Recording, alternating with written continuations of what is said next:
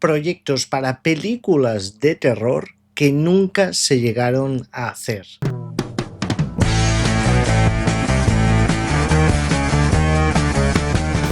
Bienvenidos, bienvenidas, amantes de lo macabro, soy el Dr. McGuffin y hoy vamos a hablar de un tema que a mí personalmente me encanta, que son películas que se tenían que hacer pero que al final no llegaron a realizarse. Hay proyectos que son muy locos, secuelas absolutamente delirantes, proyectos que prometían muchísimo que por presupuesto no se pudieron hacer y mil ideas más que nos quedaremos con las ganas seguramente de verlas. Aún y así sabemos bastante de estos proyectos para poder hablar de ellos y descubrir de qué iban y lo que prometían. O sea que preparaos que vamos a hablar de eso, de proyectos de películas de terror que nunca veremos. Antes de empezar, pero recuerda que no te cuesta absolutamente nada suscribirte a mi canal, ya sabes, marca la campanilla, dale un like al vídeo si es que te gusta y puedes dejar algún comentario diciendo qué película de esas te hubiera gustado poder ver en cines. La primera es A Nightmare on Elm Street, The Dream Lover. Esta es una secuela, aunque podría llamarse casi un spin-off, que estaría ambientada en el mundo de Freddy Krueger, pero que quizá ni Freddy Krueger aparecería. Os explico, la saga de Freddy Krueger en los 90 estaba empezando a tener un declive bastante pronunciado y no sabían qué hacer con la saga. Y por eso apuntaron a hacer una cosa un poco diferente.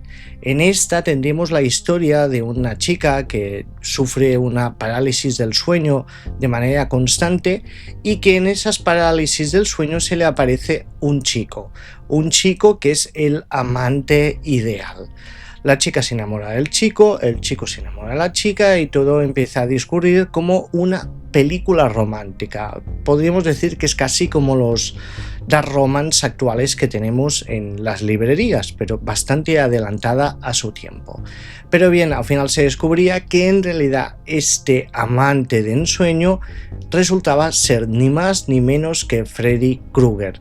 Es una película que estuvo a punto de tirar adelante, tenía que ser la que estuviera antes de la última película de Wes Craven.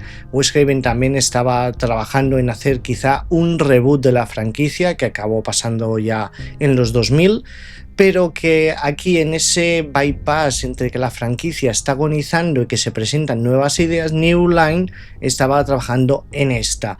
Había un guión, el guión empezó a circular, se puede encontrar aún hoy en depende de qué foros de internet, y era una idea bastante original, bastante innovadora, que no apostaba por el terror más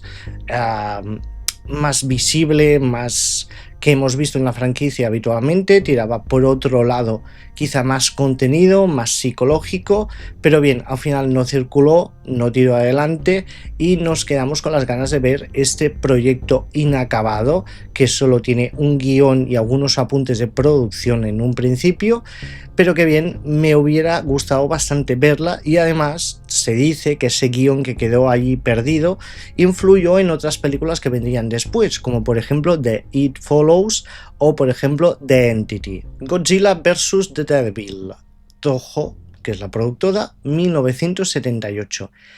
¿Qué tenemos aquí?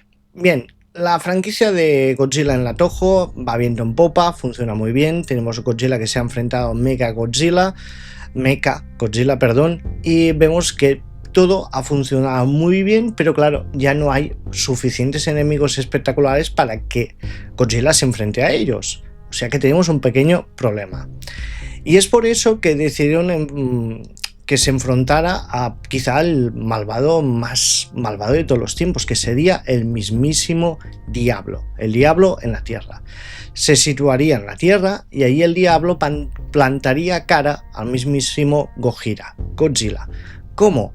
En tres formas distintas, que sería un dragón, una serpiente y una bestia de fuego. La idea era hacer una película mucho más oscura de lo que habíamos visto hasta el momento, que tuviera un componente mitológico casi satánico muy preponderante y que fuera una película absolutamente apocalíptica, una película que fuera el fin de todo. ¿Qué pasó?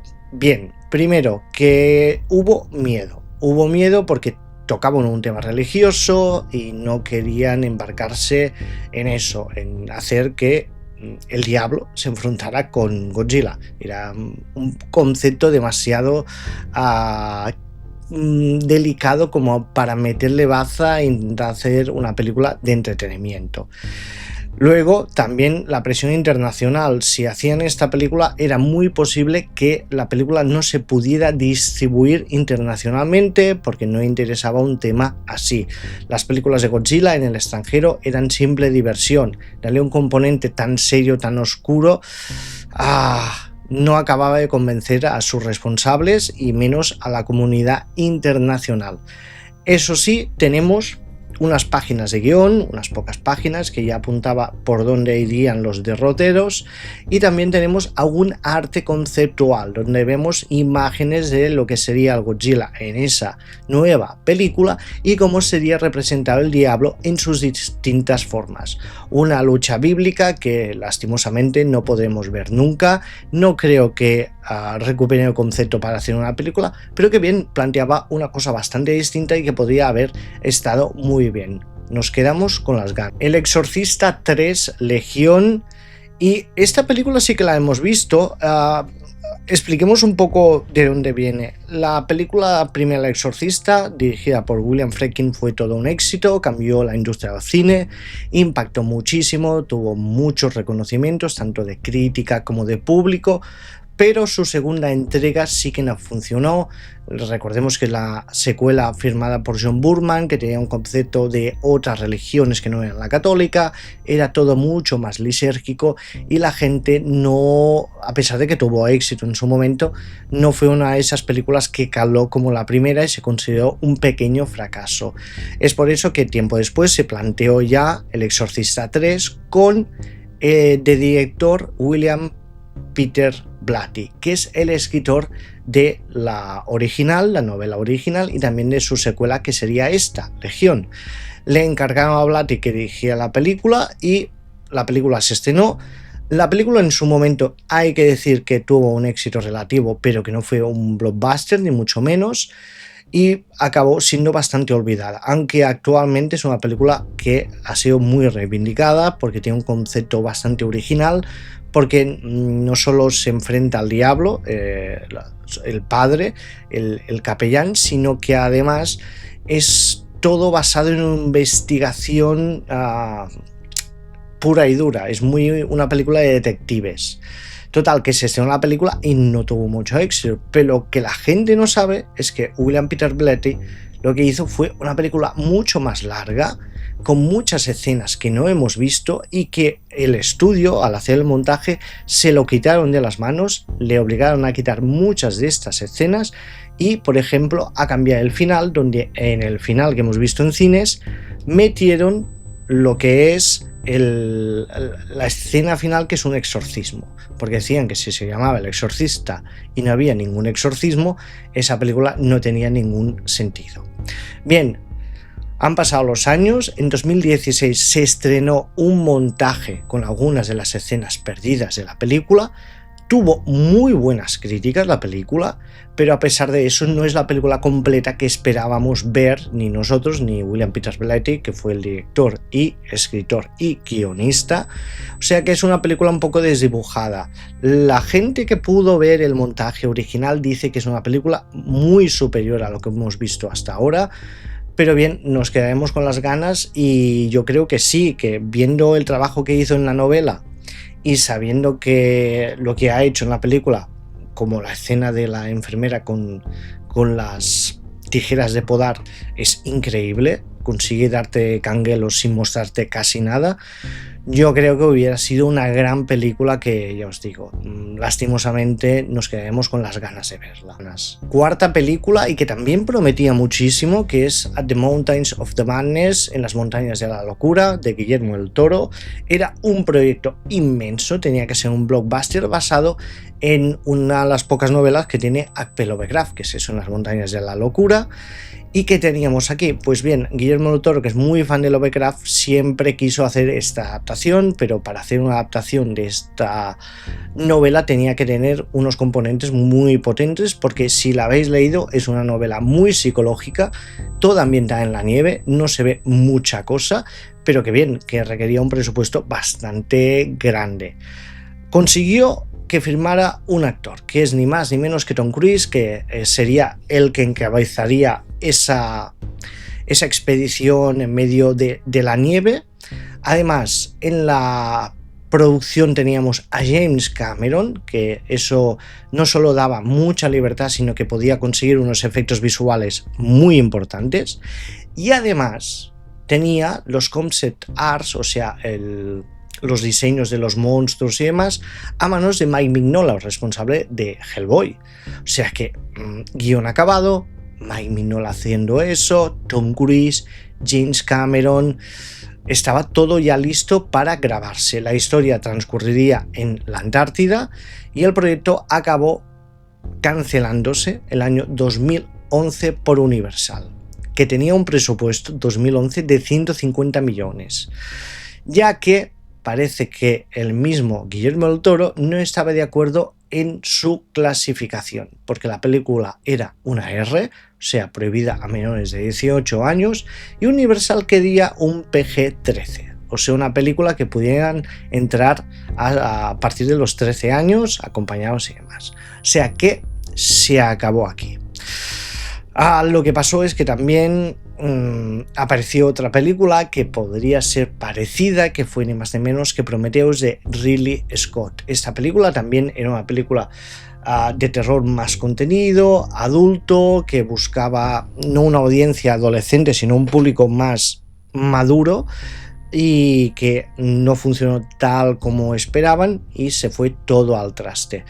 Aún hoy quedan diseños de la película y conceptos que se filtraron y que podéis observarlos y ver que realmente apuntaba bastante bien esta película. Y ya para acabar, Resident Evil de George A. Romero. George A. Romero es el padre de los zombies, lo sabéis todos, los muertos vivientes. Bien, su trilogía completa son películas de zombies que han tenido muchísimo éxito, ha hecho más secuelas, desgraciadamente murió ya hace unos años, pero consiguió hacer unos trabajos magníficos.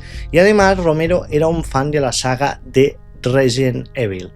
Y cuando empezó a rumorearse que querían hacer la adaptación, pues ¿qué hicieron? Pues contactar con él para que adaptara el videojuego en película. Que teníamos una adaptación muy fiel a lo que eran los videojuegos, respetando el componente terrorífico 100%.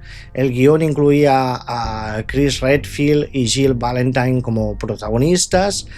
La mansión que aparece en el videojuego, la mansión Spencer, era absolutamente fiel. Se apostaba por un tono mucho más claustrofóbico y era un survival puro de horror. El estudio por eso prefirió una versión más comercial, más dinámica, más blockbuster, a cargo de Paul W.S. Anderson, que bien, era un director que había hecho, por ejemplo, Mortal Kombat, Event Horizon y demás, y la película tomó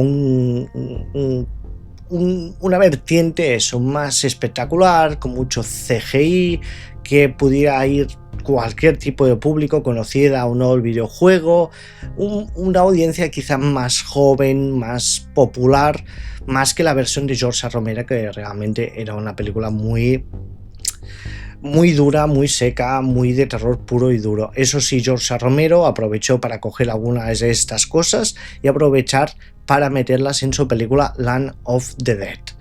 El guión se llegó a publicar y es una rareza, aún hay gente que conserva las copias y demás, y la verdad es que es una auténtica lástima porque George A. Romero es un gran director y nos hubiera ofrecido un proyecto, creo, muy interesante. Ya veis, 5 películas distintas con grandes nombres detrás que finalmente no veremos, que es una lástima, pero que bien, es lo que tiene el mundo del cine. Aparecen muchas películas, pero muchas se quedan en el tintero. Para que yo no me quede con ideas en el tintero, recuérdate suscribirte a mi canal, marcar like al vídeo y dejar algún comentario. Nos vemos en el próximo vídeo.